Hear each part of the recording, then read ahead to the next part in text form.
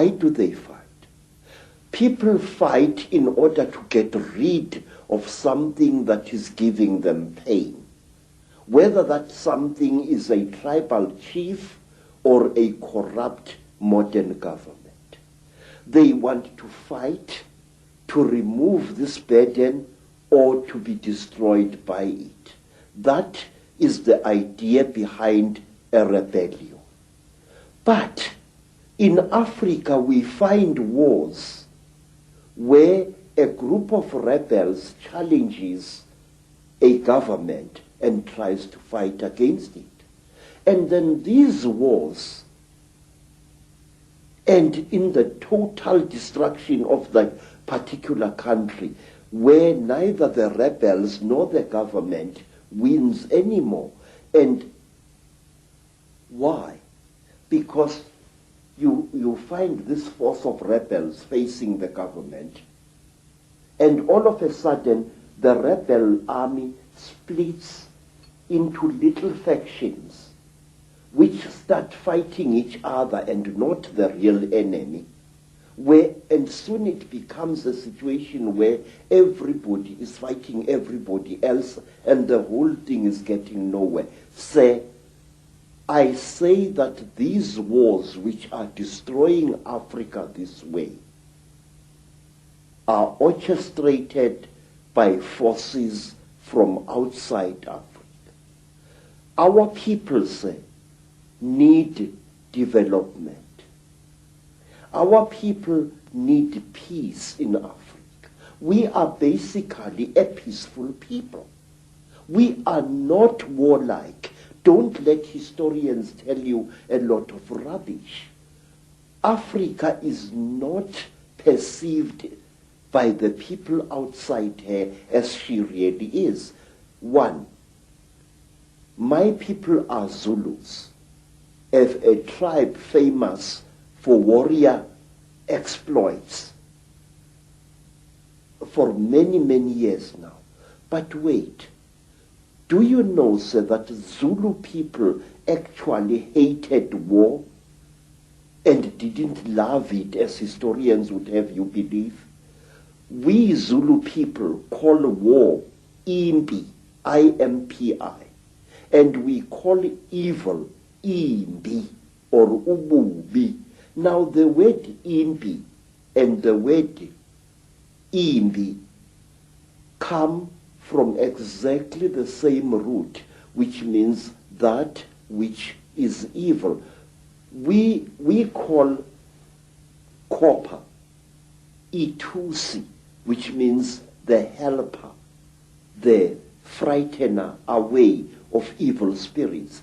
But we call iron insimbi, which means the evil metal, the metal of war. Now, when a Zulu went to battle, he spiritually prepared himself for fighting. But when he came back from battle, a Zulu would undergo a ceremony of purification, a very, very painful ritual, which lasted for some 7 days before he was even allowed to touch his wife.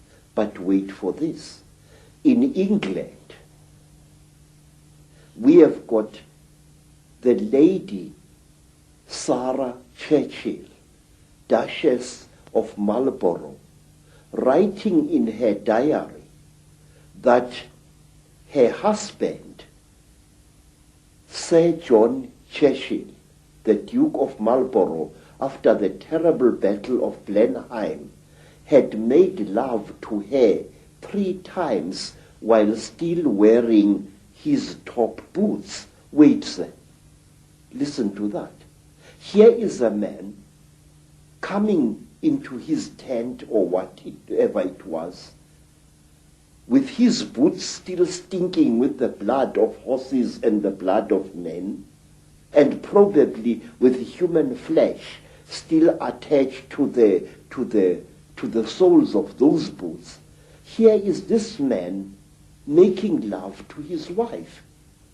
What kind of attitude is that that a man would come smelling of death and destruction to desecrate his wife in 3 torrid sessions? We never did that in Africa. We hated war. And furthermore, our people, the black people of Southern Africa, are accused of having been a male-dominated society. Absolute bloody poppycocks. Zulus were a female-dominated society. And if you want proof of that, ask yourself, who killed King Shaka? Who planned Shaka's murder? 2 women, twins, Mama and Mkabai, Shaka's aunts. Who was the greatest advisor of King Shaka? His mother, Nandi.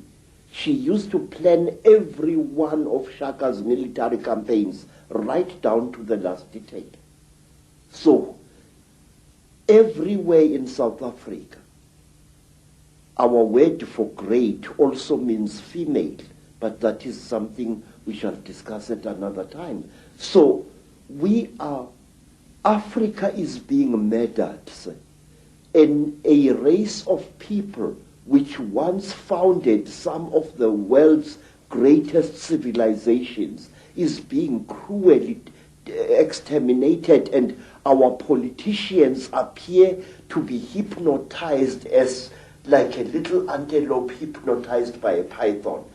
Don't our leaders know what is going on in Africa? I'm going to talk, sir. I'm going to talk, and I'm going to reveal and damn the consequences. I am not a brave man, but it's high time somebody stood up and exposed the conspiracy around Africa and her people. So let's start looking then at the force that is the common theme through all this history to the present day that's been manipulating these highly malevolent, highly destructive situations. My own research around the world has certainly focused in on the fact that there is a force, not of this world, shall we say, that is the common theme. What is your experience and your knowledge of an extraterrestrial involvement in the history of Africa?